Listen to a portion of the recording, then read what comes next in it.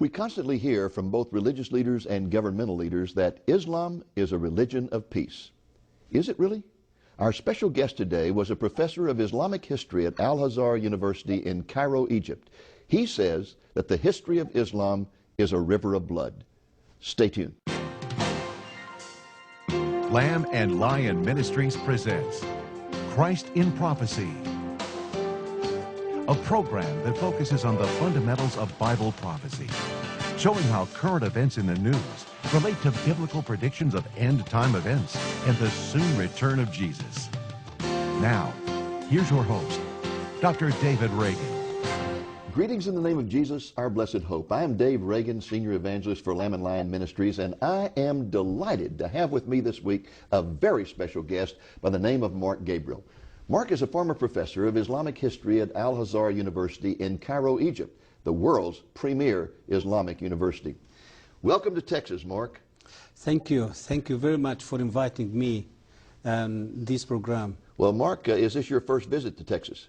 No, this is actually second visit to Dallas. I see. Okay. But I visit Texas, especially Houston, more than once. Did you know that Texans refer to Texas as God's country? This is first time I know that. You know that. Yeah. You know how proud Texans are of Texas, huh? Amen. Okay. Folks, Mark has very graciously agreed to do 2 interviews with us. This week, we're going to focus on his remarkable personal story and what it reveals about the nature of Islam. Next week, the Lord willing, we will discuss with Mark the nature of the Qu'ran and the contrast between Muhammad and Jesus. But before I ask Mark my first question, let me point out that he is a very gifted writer. Since he came to this country just a few years ago, he has written several bestsellers. The first one, this one, Islam and Terrorism, is really fantastic. And he has written some others. For example, he has written one, the second one was called Islam and the Jews, and the next one was called Jesus and Muhammad. This is his newest book that has just come out. Later in our program, we'll tell you how you can get a copy of Islam and Terrorism. It is must reading for anyone who wants to understand the war against terrorism in which this nation is engaged.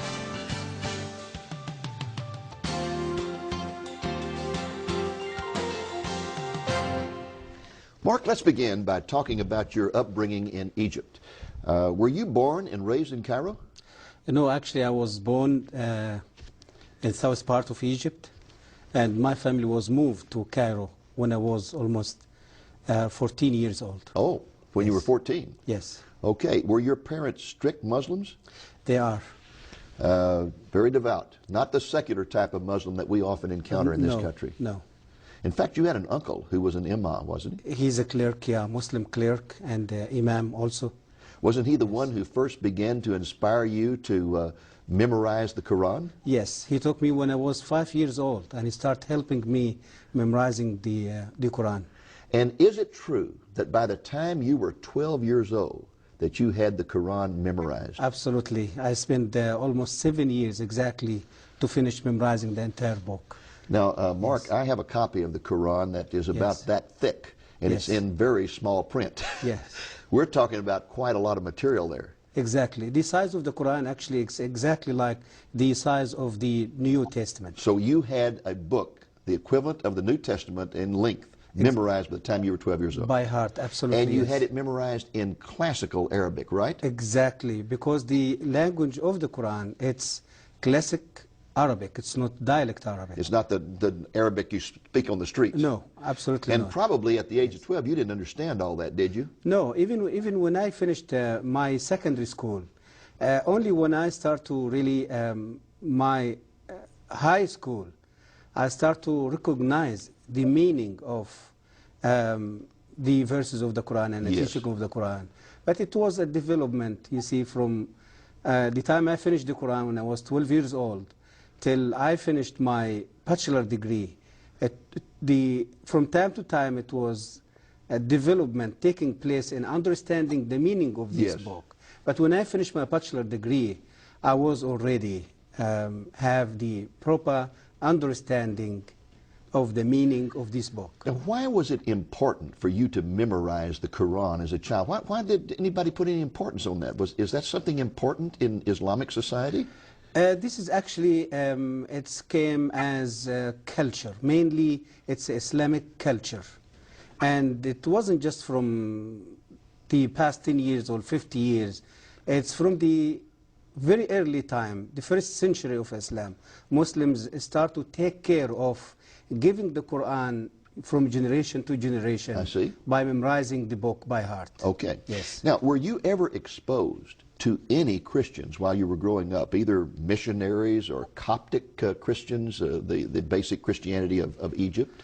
Absolutely. I saw Christians living in my neighborhood, living in my country, Egypt, as minority.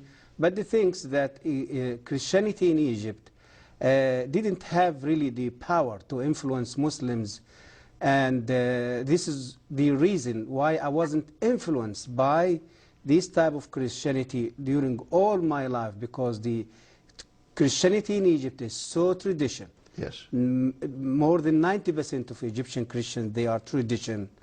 A very liturgical type exactly. of it, yes. But there is one incident happened when I was a little child with a Christian priest from that church.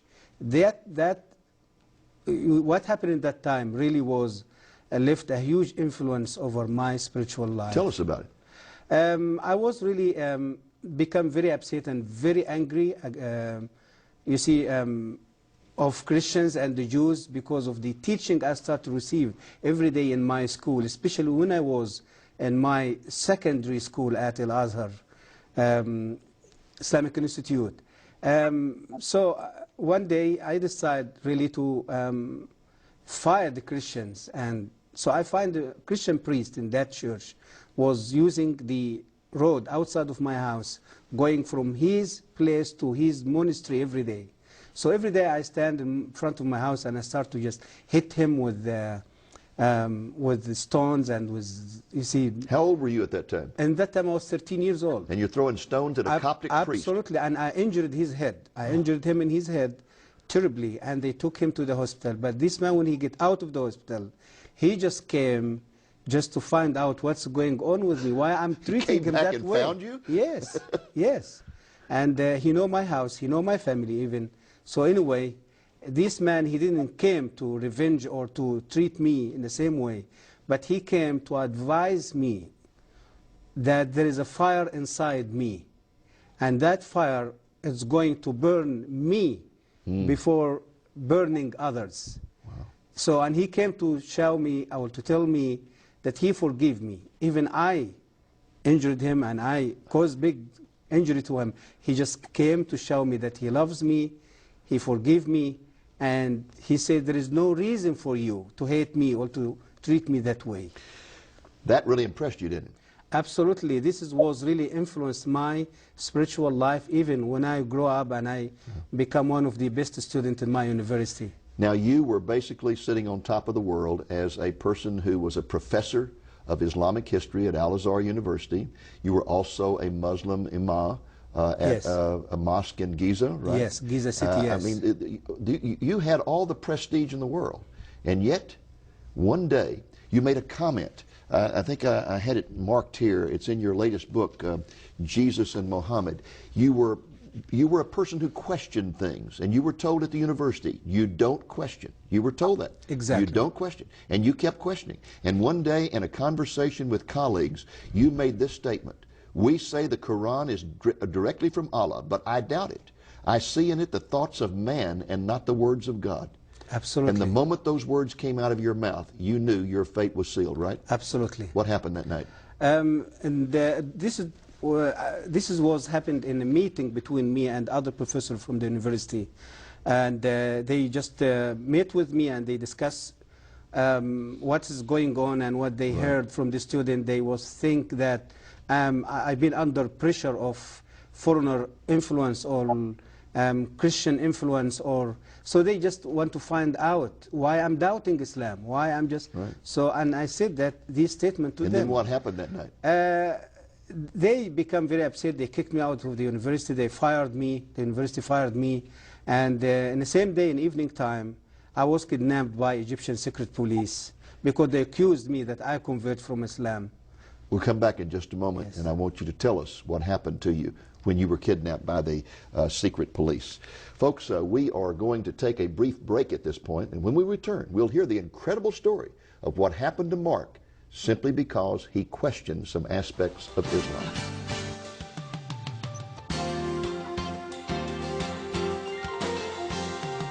Mark Gabriel's fascinating story about his pilgrimage from Islam to Christianity is told in detail in this book, Islam and Terrorism. It is a story so fascinating that you will not be able to put the book down. It's one of the few books that I have ever completely read through all at one time. In addition to his personal story, Mark clearly shows that terrorism is an inherent part of true Islam. And in the process, he clearly proves that Islam is anything but a religion of peace. The book is easy to read. It will open your eyes to the truth about Islam. You will come to understand that we are really not in a war against terrorism. Rather, our war is with fundamentalist Islam. Terror is the method of our enemy. Terror is not the enemy. To get a copy of this book, give us a call at the number you see on the screen. The book can be yours for a donation of $15 or more, including the cost of shipping.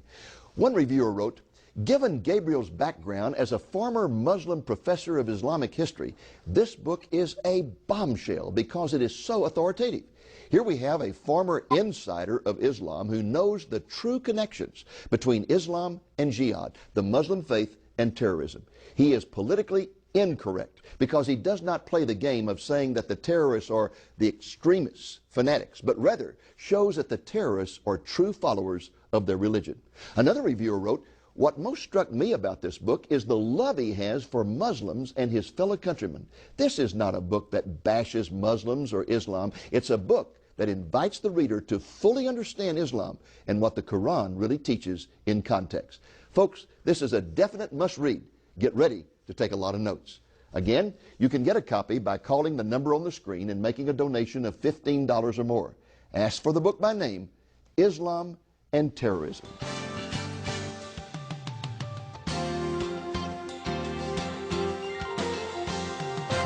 Now, you were telling us that you were arrested by the secret police of the Egyptian government for simply questioning some of the principles of Islam. What happened to you after that arrest? They put me in the little cell in the headquarters of Egyptian Secret Service in the middle or the center of Cairo. They put me for 3 days with no food, with no water, and in the 4th day they start to interrogate me. They took me to one of the offices, maybe it's in the 6th or the 7th floors, and interrogating me during a day. And that 4th day they start giving me food and water, and because they want to stimulate me and just want to get information as they can. And they find out during the day they cannot just get what they're looking for. And they start interrogating me during the evening time. So the evening time, it was the time of torture. With cigarette, they burned me with cigarette in different places in my body. And you can see here in my hand. They beat me. They put me in cold water. They put me in a little in a tank full, you see, filled with water, and they put hungry rats inside that tank, and they put me inside the tank. So you had rats for crawling whole over night, you? All night? Whole night, and the rats just swimming over the water, you see, around my head. And did the rats bite you? No, no, at all. This is like Daniel in the lion's den. And the next day they took me out, and I was just surprised that I'm still alive. But I don't know what is the next. So, and after that they put me in a little cell with a vicious, hungry dog. And when they put me in a room and they closed the door, and I sit in the middle of the room, and I was thinking that I'm going to be beaten by the dog. Dog, it will eat me. It will so. But I was surprised when I found the dog. He just came and sitting in my right hand side. In fact, he licked you on the ear, didn't he? And he licked me in my ears. And they must have thought that you were Satan or something to have such power. They said that. They said that this is a human being or something else. They wasn't really. They believe that there is some spirit or some So at that point, unseen power. Yeah. didn't they decide to just turn you over to some guys in a cell and tell them that you had renounced Islam and let them kill you? Yeah, so this is the understanding that I've been questioned by professors at the university. I've been fired by the university. To them, means this guy, he's just out of Islam now. He's convert now. In fact, they wanted to find out what missionary had converted you, didn't they? Exactly. And you hadn't been converted. Exactly. No, I have no idea about Christianity in that time. Yes. About Christ. I never even discussed Christianity. But automatically in Egypt, when someone decides to leave Islam, Yes. they will accuse him automatically that he became under pressure from church or some Christian and he converted to Well, Christianity. how in the world did you get out of that situation without losing your life? I was crying before the God who was created me in that time. I wasn't know who is. Yes. After 15 days, my uncle, he was working as the vice president of Egyptian parliament. He was visiting Russia at that time. When he came back and he heard about my, my kidnapping, and so he came with permission from the government, and he came with his car and he took me out of the prison. So you got out of prison due to the political influence of a relative who had been out of the country. Absolutely. And then when you went home, I understand your father tried to kill you. My father, he tried to kill me later, after 1 year searching for God, find out who is God, you see, till I received a Bible from a Christian pharmacy. So when I start reading the Bible, I start to find the truth about Christ. After I give my life to the Lord, I lived 1 year, whole year as a secret believer. So you when were... my father heard about my conversion, he shot me with his own gun. He tried to kill me. So you were given a Bible by a Christian pharmacist, and that brought you to the Lord. Yes. And when that happened, your father decided to kill you for the honor of the family, I guess. Because, yeah, he just felt there is a shame going to be over him and all the life, or the family, even the community. The and people. So he shot at you several times and all the bullets missed. No one bullet missed me, about maybe 5, 6 bullets. I understand that your sister finally got your passport, got you out of the country, and where did you go? When my father, he just shot me and tried to kill me, I was running away from his face, and I went to my sister, and in my sister's house, I put the whole situation in front of the Lord, and the Lord showed me to get out of Egypt in the same evening, same day. My sister helped me. She brought my stuff. And where did you go to when you fled? I fled to South Africa by the road, traveling from Cairo to South Africa for 3 months over the road. And I was the first Egyptian who did overland journey between Cairo and Johannesburg the trip take almost 3 months. Okay, and so then you get to South Africa, and did you meet some Christians there? Yes, in South Africa I met with many Christians, and many churches, they start to hear about my story because the public media in South Africa, they wrote articles and published articles about my story. And Is it true that assassins were sent to South Africa to kill you? Absolutely. In South Africa, especially after I wrote my first book in South Africa, and my activity became very well known, and Muslim community, they felt they threatened by my activity there, and by this book was released there in Johannesburg in 1996, and they tried to end my life there few times. This religion of peace, just because you question Islam, this religion of peace kidnaps you, tortures you, tries to kill you, and even sends assassins to kill you in South Africa. Yeah. That's some religion of peace, isn't it? Yeah, this is how the world really been deceived by the media, by the world media, the secular media, by Islam. It's not religion of peace. Well, Mark, we're going to pause again here, folks, and we'll be back with you in just a moment. Are you receiving the Lamplighter magazine? If not, then give us a call and request your free subscription today. Every other month, you can look forward to relevant, biblical, and captivating articles. All you need to do is call us at 1-800-705-8316 during our regular business hours, 8 a.m. to 5 p.m. Central Time, or email us at lamplion.com and let us know that you would like to start receiving the Lamplighter. And if you contact us this week, we'll make sure that you get a copy of this Lamplighter devoted to the truth about Islam.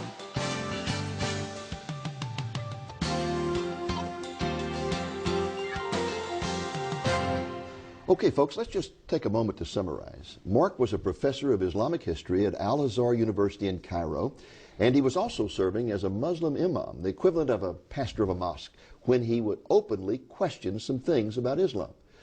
He was immediately arrested. He was tortured for several weeks.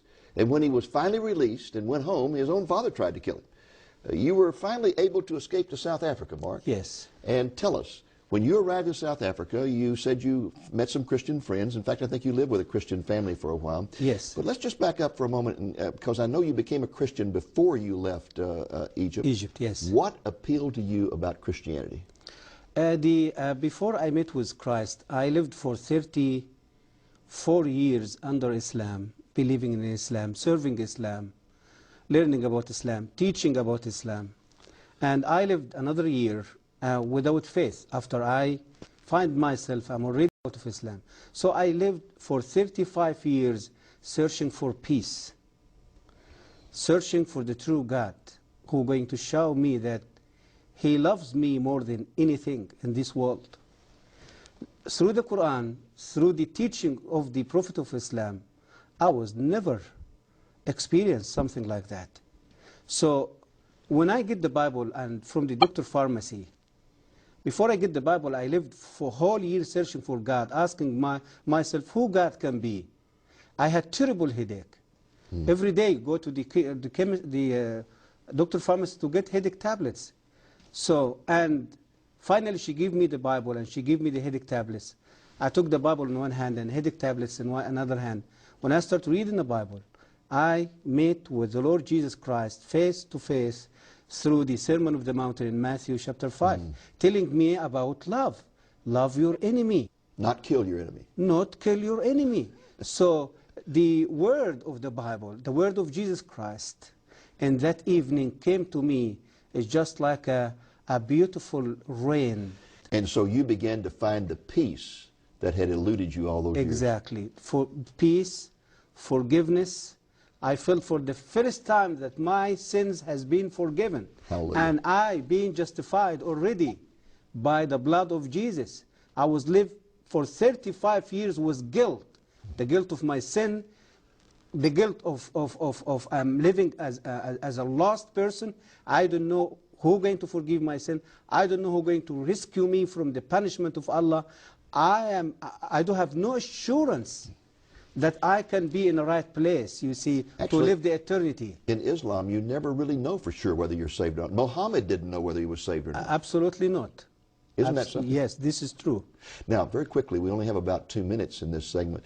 When you finally got to the United States, you were given religious asylum in this country. Yes. And you had a remarkable experience in Washington, D.C. when somebody said that there was a Muslim imam who was going to be speaking at a university. George Mason University. And you went to hear him speak. Yes. And what did you find out about I him? went there, I shocked, I thought this man, he was a Baptist pastor from Texas. A Baptist pastor from Texas? Yeah, and he converted to Islam.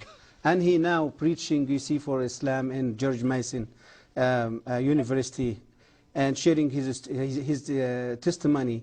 So, and after he finished his speech, he asked if there is anyone who has question to raise his hand. I find my hand, it was the first hand.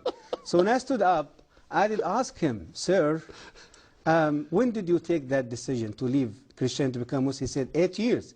I said, oh, this is like myself. And my next question, since you convert to Islam and you left Christianity, did any church or any Christians order to kill you because the Bible said that the penalty of Christian apostasy is death? He said no. Did the FBI persecuted you here or arrested you here or tortured you here because you left Christianity to become a Muslim? He said no. I said to him, sir, I'm a human being like you. And I have the right to take a decision to change my religion or my faith like you. And I was a Muslim like you. I was an imam as you was a pastor. And I took the same decision you took. But the difference between me and you, that I was treated by Islam. I fired from my university. I kidnapped by the secret police. I've been tortured. I lost my family. I lost my country. And the sword of Islam is on my neck wherever I go. Why? Because the Quran said so. That the penalty of Muslim apostasy, it's death. That is an incredible story. And in fact, folks, there's something about this particular story that he did not mention, and that is that when the man stopped speaking and asked for questions, he was the first to raise his hand, stood up, and first of all identified himself as a former professor of Islamic history at the university. And the Imam was so impressed by that he said, "Oh, honored professor, please come up here and take over the podium." And the next thing he knew, he was on the stage at the podium in charge of the whole meeting and asking him questions. Yes. Isn't it amazing how the Lord works? Exactly. And showed immediately that the difference between Christianity and Islam, that he leaves Islam and everyone tries to kill him and kicks him out of his family. He leaves Christianity and none of that happens to him. And yet Islam's supposed to be the religion of peace. He's still enjoying his life in America because of the freedom brought to this country through the Christian and the biblical principle. Yes. You know, the point that you made a few moments ago about no one in Islam knowing for sure whether they're ever saved or not, unless they die as a martyr. Yes. Then they have the assurance of salvation. Absolutely. But otherwise, there's no assurance. Even, again, Muhammad did not know for sure whether he was saved or not. That's a horrible thing to think you're having to earn your salvation, and no matter how hard you work, you still don't know. Exactly. You still don't know. Exactly. This is true. What a glorious thing it is that to encounter grace. Grace. Absolutely. I was questioning the doctor pharmacy was giving me the Bible after Muslims fanatic in Egypt attacking a Christian church. I was so upset. I was so little baby Christian. I did ask her, why people you can defend your church, you defend your people. What she said to me, she said to me, Mark, I want to say something to you. Our God, He is not in need for us to defend Him or to kill others to defend Him or to defend His church. Our God, He is strong enough to defend Himself, His name, and His people.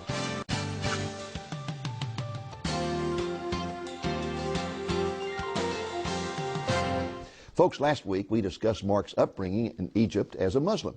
He told us that he grew up in a devout Muslim family and had the entire Qu'ran memorized by the time he was 12 years old. He attended Al-Azhar University in Cairo, the Harvard of the Arab world, where he graduated second in a class of 6,000.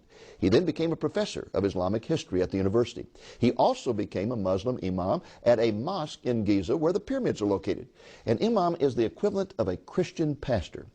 When Mark began to publicly question some aspects of Islam, he was suddenly arrested, tortured, and nearly killed before he was rescued from prison by a politically powerful uncle.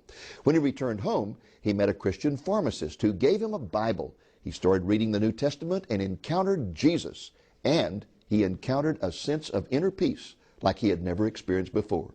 When he revealed that he had become a Christian, his father tried to kill him to save the honor of the family. He finally fled to South Africa, where he was given refuge by a Christian family. Assassins pursued him to South Africa and nearly killed him. He fled to the Congo and finally came to this country, where he was granted religious asylum. He now resides in Florida and travels extensively, telling the truth about the religion of Islam. Mark is also the best-selling author of 3 books published by Charisma Press. They are Islam and Terrorism, Islam and the Jews, and his newest, just published, Jesus and Mohammed.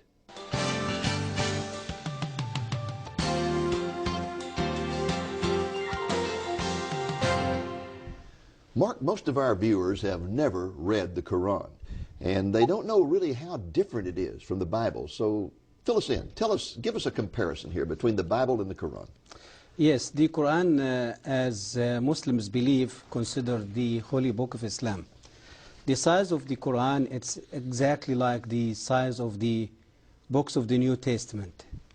And the book contains 114 chapters. Which are called surahs. Which called in Arabic term, Arabic language, surahs. Okay. Exactly.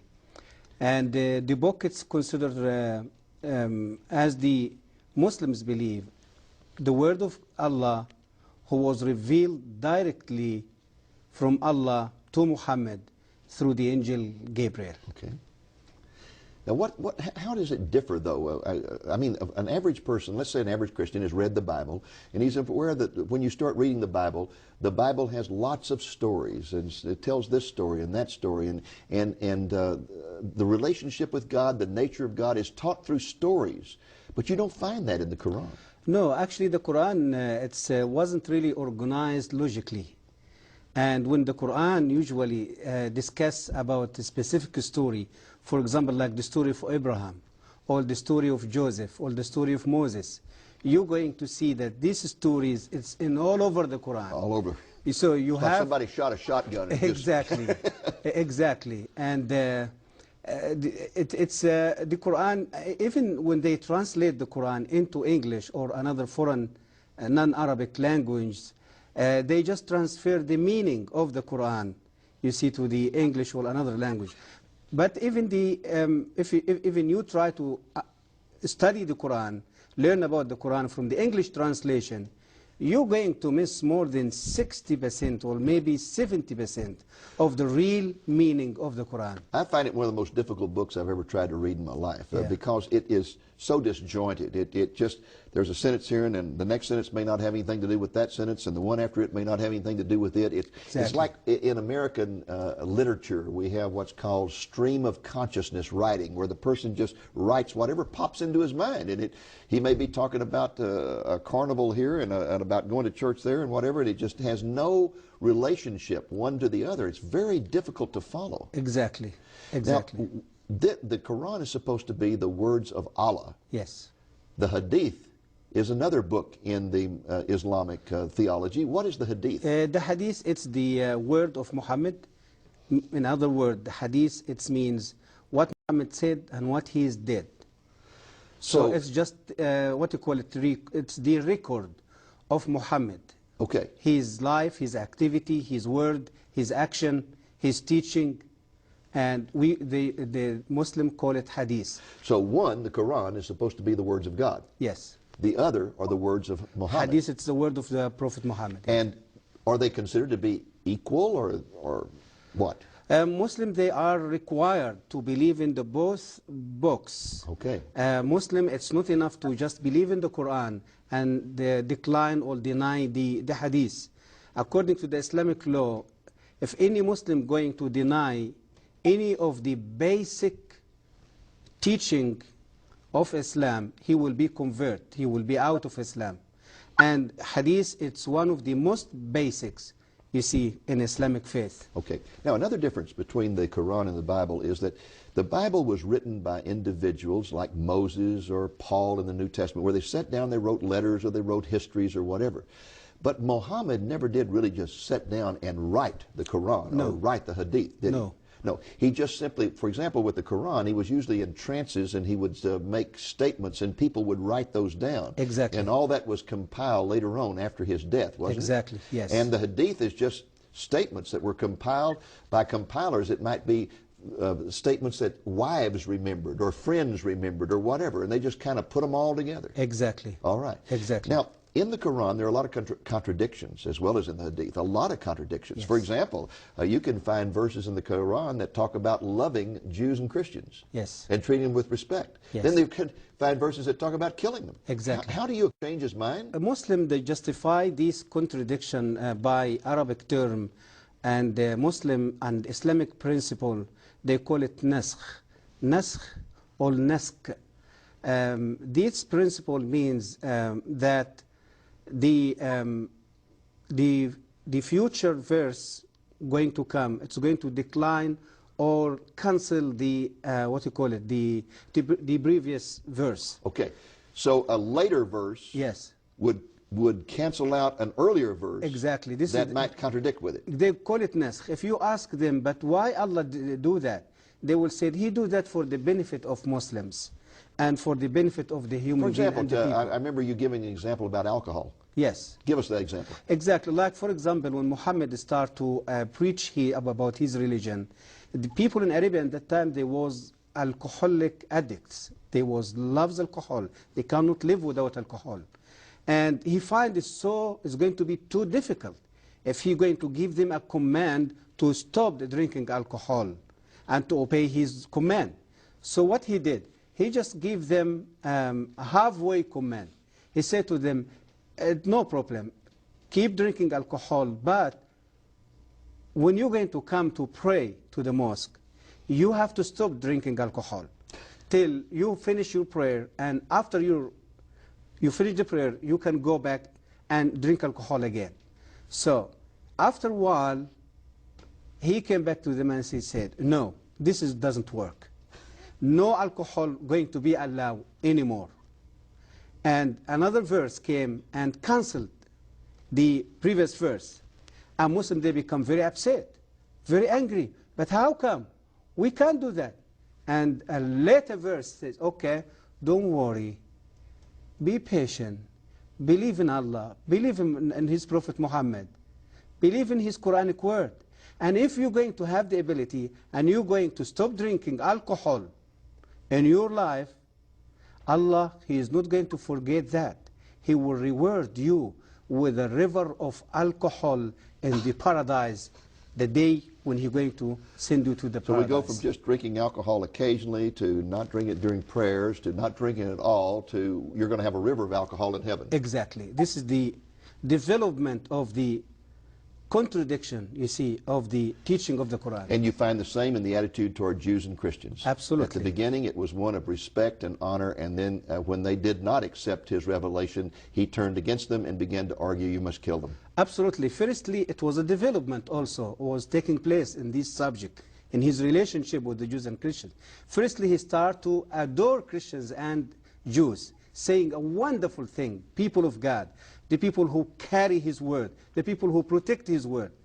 And later, He said, yes, you are these people. But listen, I am the final prophet, came with a final testament. You have to believe in me. Means He started to debate them and reaching out them. So they refused. They asked Him sign. The Quran says so. Ask Him sign. Give us a sign that we can believe. So, and He cannot give a sign. And he went back to Allah and cried before Allah, help me to perform miracle or to give sign to these people that they can follow me. And Allah became very upset with him and said to him, okay, listen, go back to these Jewish people and these Christian people. Tell them Allah gives you plenty miracles in the Old Testament, and always you rebels and against Him. No more miracles. It is only one way, to submit to Islam, to accept Islam, or to pay the tax. And if you refuse to do so, you will be killed.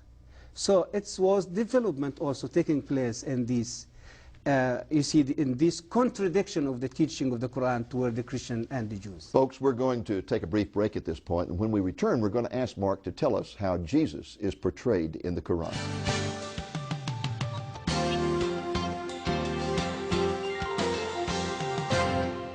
Mark, let's talk a little about the Muslim view of Jesus. I read in the paper recently where a Muslim imam was invited to speak at a large Christian church in the Chicago area. And when he got up to speak, the very first thing he said was, I want you to know that we Muslims love Jesus as much as you Christians do. Was that an accurate statement or not? It's not. Absolutely it's not. And the statement of this man, it's a deceitful statement.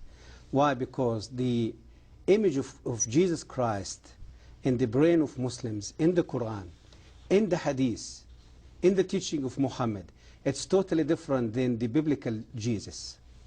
The Quranic teaching and the Islamic teaching about Jesus, it's Jesus, just he is the son of Mary. He was born from Mary through a miracle performed by Allah. And he cannot be the Son of God. He cannot be God. He wasn't crucified. He wasn't shed his blood. All the biblical view about the identity of Jesus Christ, it's misinterpreted by the Quran and by the Islamic teaching. When this man say a statement like that, he absolutely deceived the Christian congregation and the church as the Muslim Imam after September 11. Yeah, just trying to get them on his side. Exactly. Right? Yeah.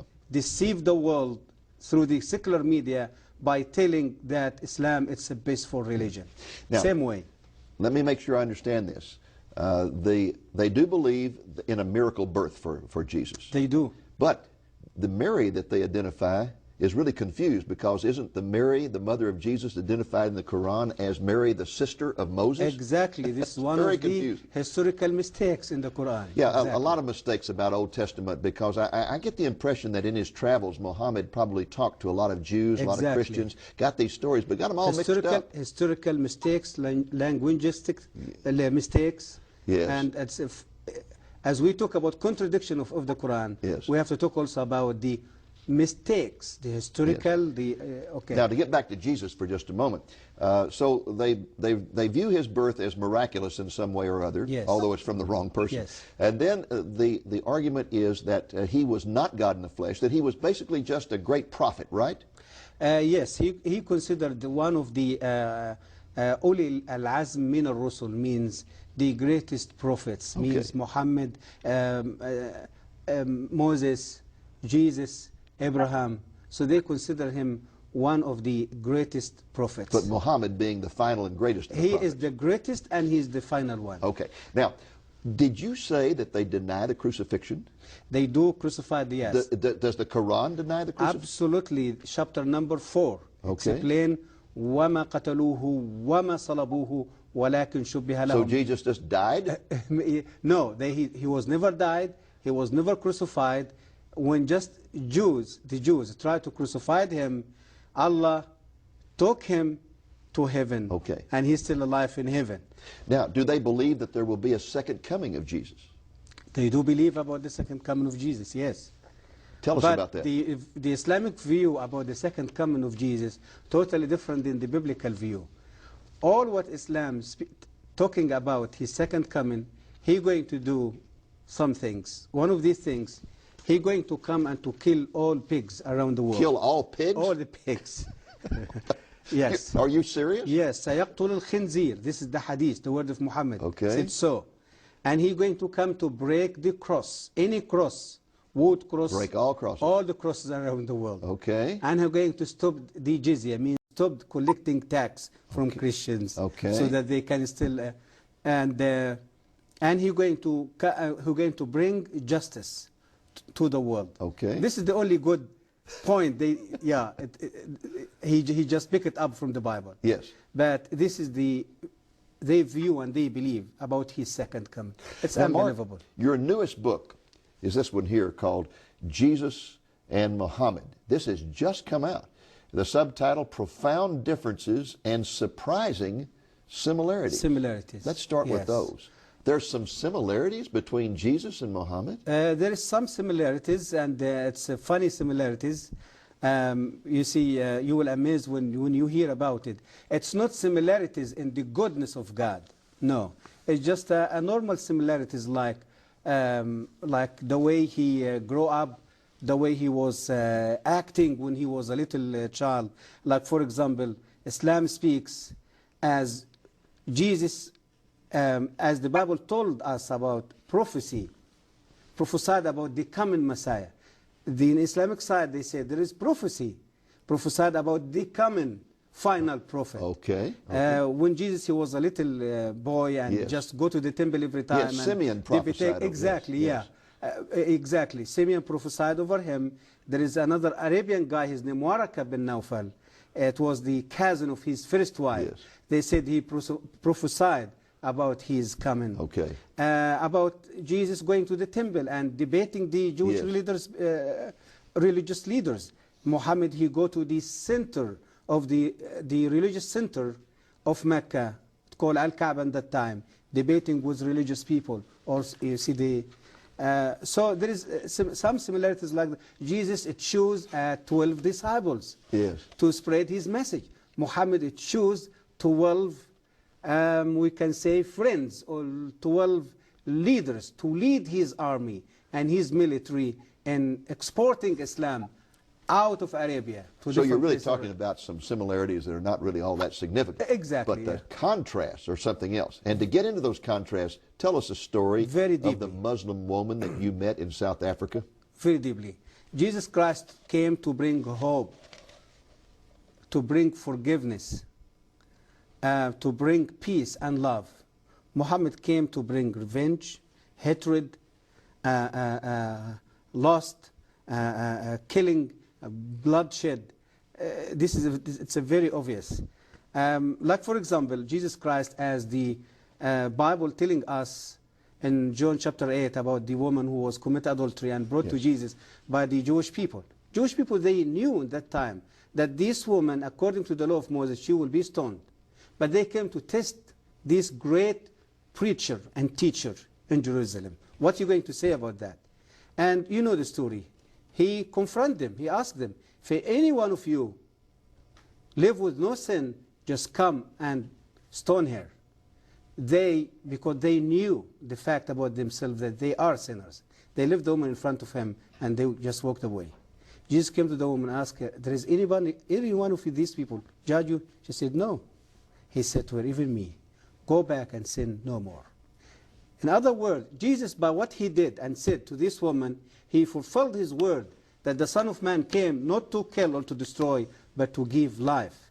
That he is the way, he is the truth, he is the life. He came to bring life. What happened when a woman in adultery was brought to Muhammad? The history repeated itself in an amazing way when 600 years later Muhammad received Muslim woman adultery. Muslim woman was commit adultery, and the reason that Muslim brought her to him because the Islamic judgment of adultery wasn't established yet in Islamic law. So Muhammad asked the woman, do you really commit adultery? She said, yes, Prophet, and I'm pregnant now. And he asked her, fine, go back home, wait till you deliver your baby, and wait with your baby, nursing him or her, and for 2 years, and then bring your baby and come back to me. She did. She delivered the baby. She nursed the baby for 2 years. And she carried her baby, and she gave the baby a little piece of bread, you see, to eat it, just to show Muhammad that the baby, he can eat now. He is not in need for milk, for nursing anymore. When she came to him, Muhammad took the child from her, commanded his friend to dig a hole in the ground. They put her in a hole. Only her head was above the ground. They stoned her and killed her in front of her baby. Now, folks, let me tell you something very amazing about this. When Mark was in South Africa, he was living with a Christian family, and they invited him to go meet with a Muslim woman they had met who was living in abject poverty. And when he went in there, she was greatly honored when she found out he had been a professor at Al-Azhar University. Oh, she was so honored. And she began to honor him. And he said, well, you don't understand. I'm not a Christian anymore.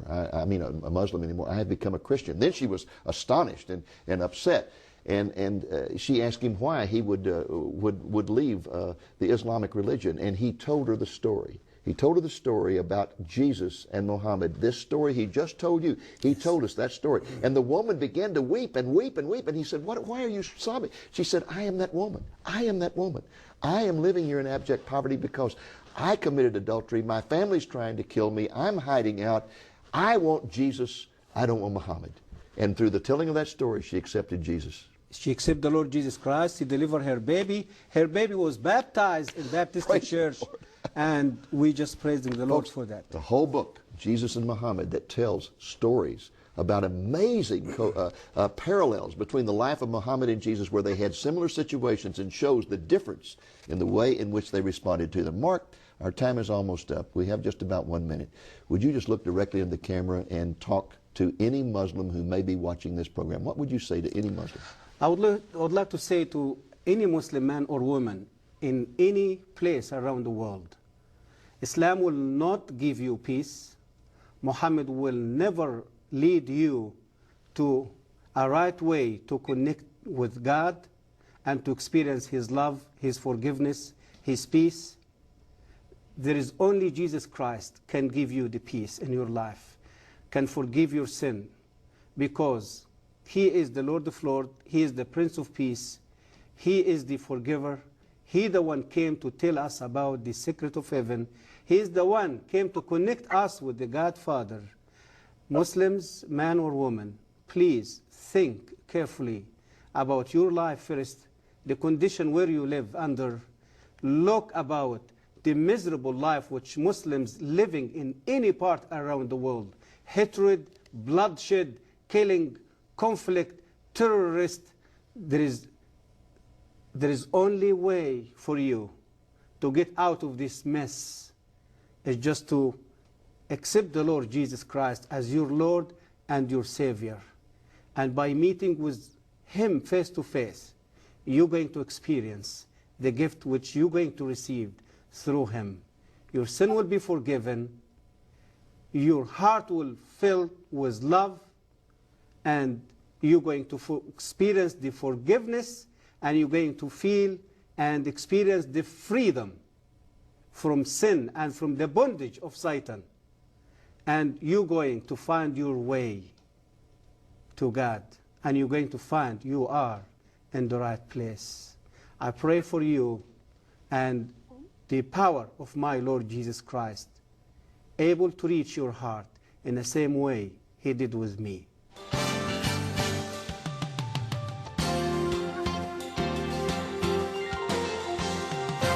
I want to thank you for tuning in this week. I hope the program has been a blessing to you, and I hope you'll be back with us next week. Until then, this is Dave Reagan speaking for Lamb and Lion Ministries, saying, look up, be watchful, for our redemption is drawing near. What does the Quran really teach about Christianity? Does Islam promote violence? What's the goal of the Islamic Holy War? Former professor of Islamic history at one of the world's most prestigious Islamic universities, Dr. Mark Gabriel, has answers to these and other important questions in his book, Islam and Terrorism. In his book, you will learn of Dr. Gabriel's journey from the ivory towers of respect and honor to the torture chambers of the Egyptian police. You'll also see one of the most dramatic exhibits of the contrast between Islam and Christianity, demonstrated by Mark Gabriel's desire for Muslims to be freed from the tyranny, religious confusion, and violence of Islam. Today, so many voices in secular media would have you believe that Islam isn't to blame for terrorism around the world.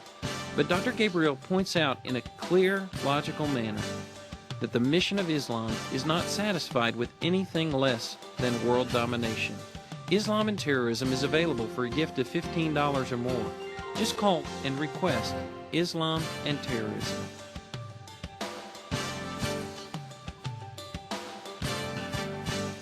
Thank you for joining us on today's Christ in Prophecy, a presentation of Lamb and Lion Ministries, a non-denominational ministry dedicated to teaching the fundamentals of biblical prophecy and proclaiming the soon return of Jesus.